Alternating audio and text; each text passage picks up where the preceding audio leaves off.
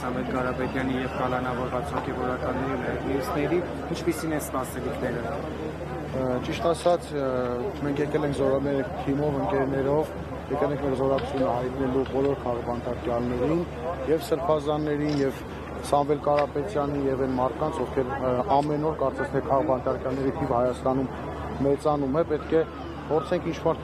ճնշման, հանրային ճնշման միջոցով վերջ տալ այս տոտալ բռնաճնշումներին, որովհետև սա էլ ավելի է խորացնում հասարակության մեջ սևերի, սպիտակների, չգիտեմ, լավերի, վատերի այս տարանջատումը, կարծում եմ այս ամեն ինչի դեմ առնելը միայն հասարակական լայն կոնսոլիդացիան կարող է խփել։ Կարծում եք հանրային ճնշումը բավարար է կամ համարժեք է այն իրավիճակի, որն այսօր կա։ Ոչ, համարժեք չէ, որովհետև պետք է մեծացնել, եթե ունենք այս պահին սա, եթե ամեն օր փորձենք հանրային ճնշումը մեծացնել, լայն զանգվածների գրավենք, բնականաբար իր արդյունքը տալու է։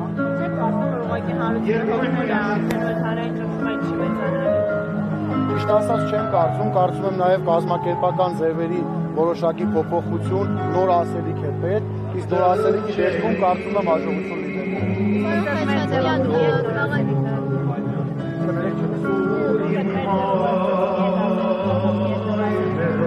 Մեր ձևով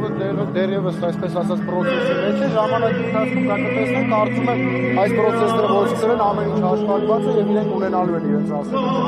Խաչատրյան քաղաքի տարբեր մասերում ոստիկանական մեծություններ են կուտակված, ազգային ժողովի դիմաց մոտենադարանի մոտակայքում, ինչպես նաև Ազատության հրապարակում մինչև հանրահավաք սկսել են։ Ինչ է շարունակում։ Տեսեք, մենք տարիներ շարունակ հանրահավաքների ժամանակ այս ամեն ինչին ականատես ենք եղել, դա նոր բան չի, դա նորություն չի, սա խոսում է իշխանությունների վախերի մասին, բավականին մեծ վախերի, դրա համար փորձում են ոստիկանության իրավապահ համակարգի միջոցով փորձել ճնշել հանրահավաքները, հասարակության բողոքները, մենք դա տարիներ շարունակ տեսել ենք, այնպես որ դրանով չեն կարող վախեցնել։ Ինչ եք կարծում, հոգևորականների դեմ գրողը Էջմիածին և կաթողիկոսին կհասնի։